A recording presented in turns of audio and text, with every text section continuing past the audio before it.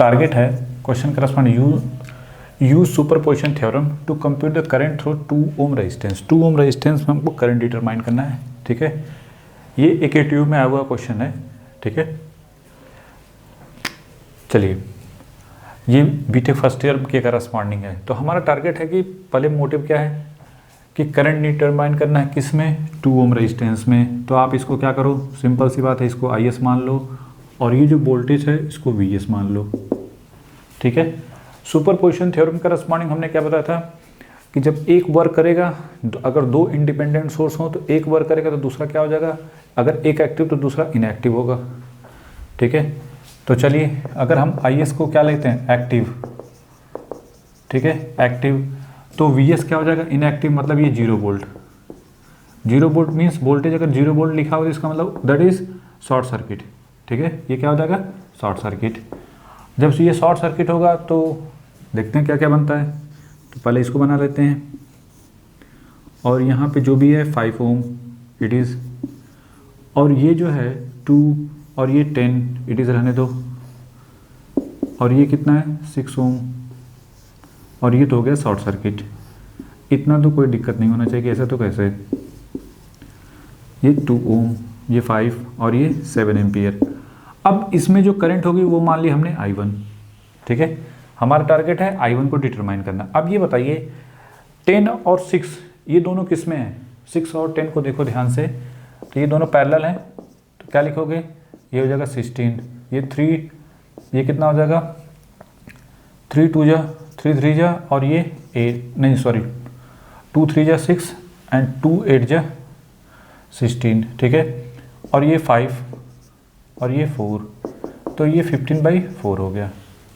तो ये हो गया 15/4, ये जो वैल्यू होगी वो 15/4, और ये हो गया 2 ओम और ये हो गया 15/4 ओम। यहाँ पे 5 ओम इसको इट इज़ रहने दो, और ये हो गया आपका करंट सोर्स 7 एम्पियर, और ये क्या है 5 ओम, और हमको करंट किस में निकालनी है, इसमें। यहाँ पे डायरेक्ट करंट डिवाइडर रूल लगा सकते हो। तो पहले तो करंट डिवाइडर रूल, पहले इन दोनों को सॉल्व करके छोटा कर लो।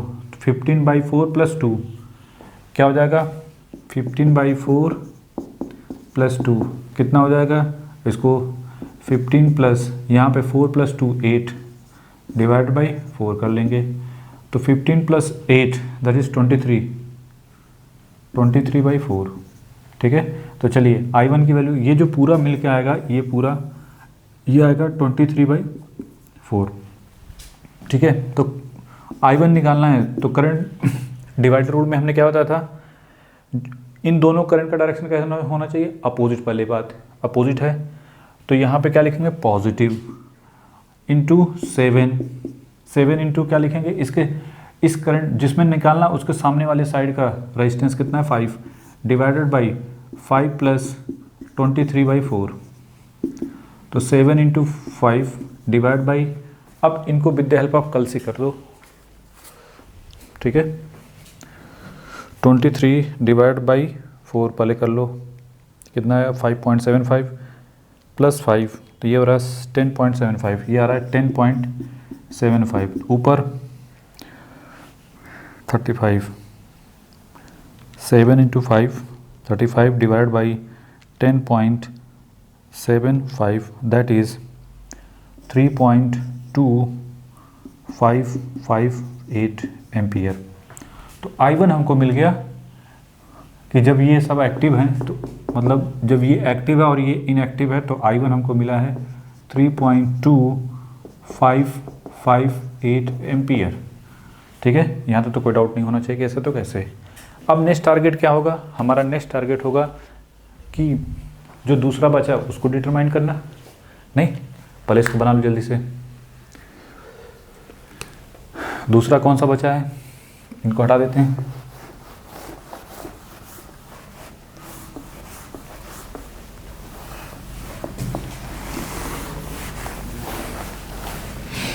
अब VS क्या होगा, एक्टिव सोर्स की तरीके से बिहेव करेगा। अगर ये एक्टिव होगा तो IS क्या हो जाएगा, इनएक्टिव, मतलब 0 वोल्ट 0 करंट, ये किसको 0 एम्पियर करंट। तो इसका मतलब ये क्या होगा, दैट इज ओपन सर्किट। जब ये ओपन सर्किट होगा, ठीक है, इसी को हम देख लेते हैं। इसी में ये क्या हो गया, ओपन सर्किट,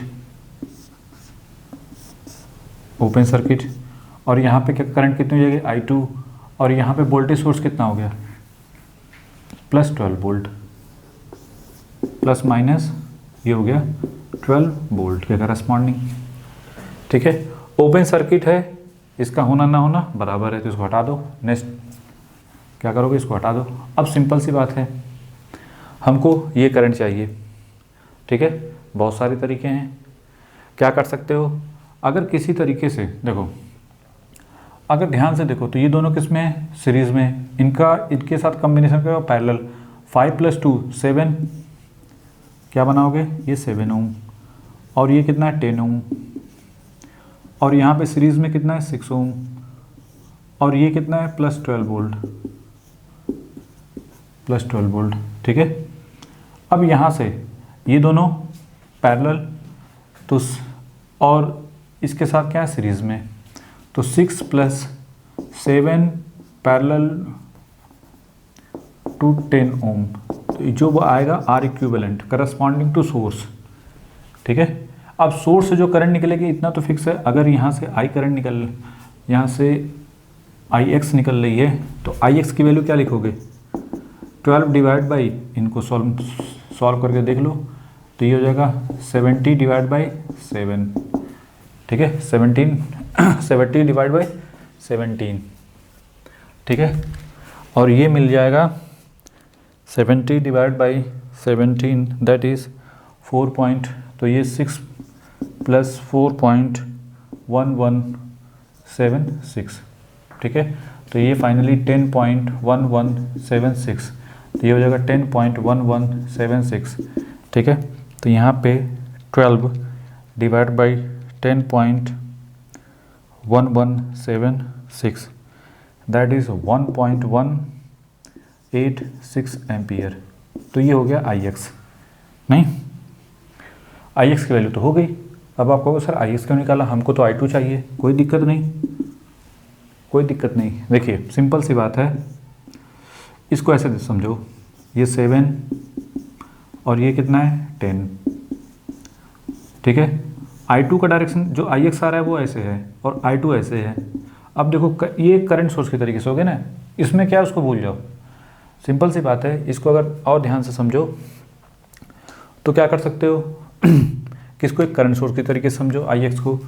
I2 का डायरेक्शन IX का क्या है, अपोजिट है, तो I2 क्या हो जाएगा, डायरेक्ट लिख सकते हो -12, क्योंकि अपोजिट है, दैट्स वाई। नहीं सॉरी, दोनों सेम डायरेक्शन में, इस वजह से माइनस, अपोजिट हो तो प्लस लिखते हैं। IX, इसके सामने वाले का रेजिस्टेंस 10 डिवाइड बाई 17, इन दोनों का सम, ये होगा -1.186 इंटू 10 डिवाइड बाई 17।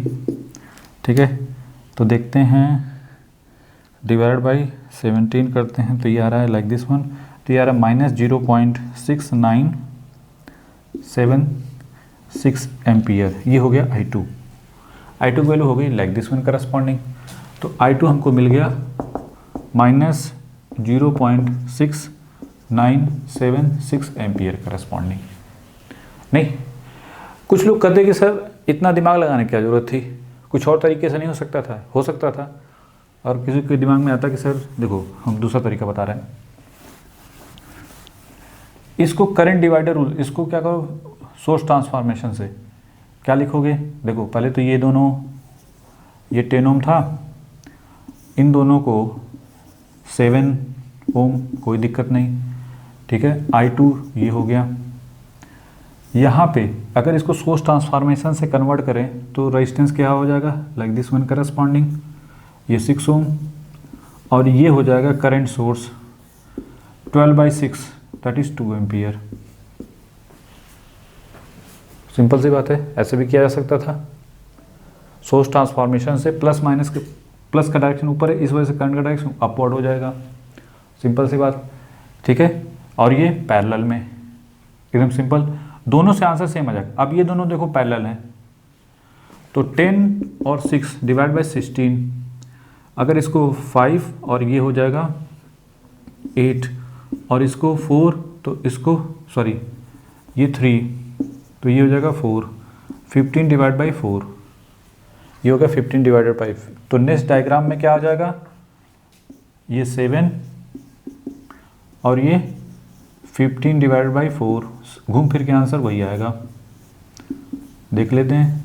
और ये क्या है, I2, ठीक है। I2 की वैल्यू क्या मिलेगी, I2 की वैल्यू लिखेंगे तो क्या लिखेंगे, देखो ये करंट इसके ठीक अपोजिट है, तो इस वजह से -2 इंटू इसके सामने वाले का रेजिस्टेंस 15/4, 15/4 ये कितना आ रहा है 3.75, ठीक है, डिवाइड बाई 7 + 3.75 तो +7, तो ये आ रहा 10.75, ठीक है।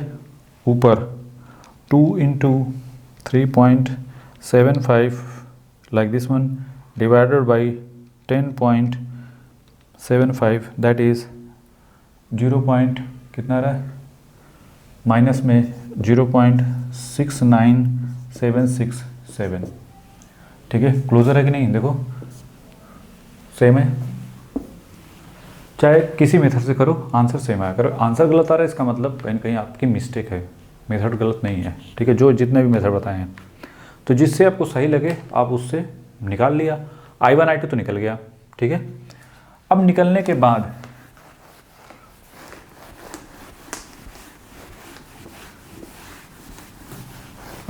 के बाद नेक्स्ट टारगेट क्या होगा, I की वैल्यू किसके करस्पॉन्डिंग है, I1 + I2। I1 किसकी वजह से है, जब ये सोर्स वर्क कर रहा है और वो क्या है इनएक्टिव, और I2 कब है, जब ये एक्टिव है और ये क्या है इनएक्टिव, ठीक है। तो दोनों की वैल्यू पुट कर दो, 3.2558 माइनस, ठीक है,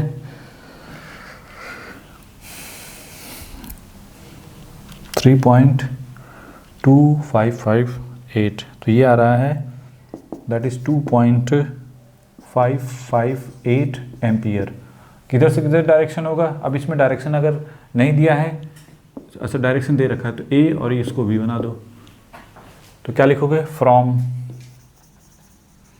A to B, this is the final answer, बना लो इसको, ठीक है। बहुत सिंपल सा है, ज़्यादा दिमाग लगाने की जरूरत नहीं है, ठीक है।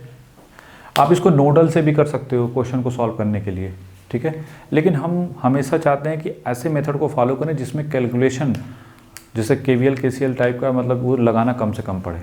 अदरवाइज़ आप बहुत सारे मेथड जो हमने बताए उससे नोडल KVL KCL दुनिया भर के उन सब से लगा सकते हैं, ठीक है, लगा के इनको सॉल्व कर सकते हैं। हम सबसे ईजीएस्ट मेथड बताएं। देखो आप पहले क्या करो, अपने से ट्राई करो, लेकिन फिर इसके बाद इसको वॉच करो ज़रूर, ठीक है। क्यों, क्योंकि यहाँ बेस्ट मेथड क्या हो सकता है वो हम बताते हैं यहाँ पे, ठीक है। आपके पास आपने अपने हिसाब से किया तो एक आपके पास मेथड तो हो गया, लेकिन साथ साथ जब हम बताते हैं तो उसको भी फॉलो करो, क्योंकि वो बेस्ट मेथड होता है, ठीक है, कि किसी क्वेश्चन को करने का सबसे बेस्ट तरीका क्या हो सकता है। तो दैट्स वाई उसको देखने के बाद फिर आप अपने आंसर को मिलाओ कि सही है कि नहीं। आंसर हमसे भी गलत हो सकते हैं, 2 × 2 होता है, मिस्टेक हमसे भी हो सकती है, लेकिन मेथड गलत नहीं होना चाहिए, ठीक है। तो अगर कोई डाउट है, कोई चीज़ नहीं समझ में आ रही है तो वो आप कमेंट में लिख सकते हैं, सर यहाँ पे डाउट है, हमें नहीं समझ में आया, नेक्स्ट लेक्चर में इसको समझा देना, ठीक है। बना लो इसको।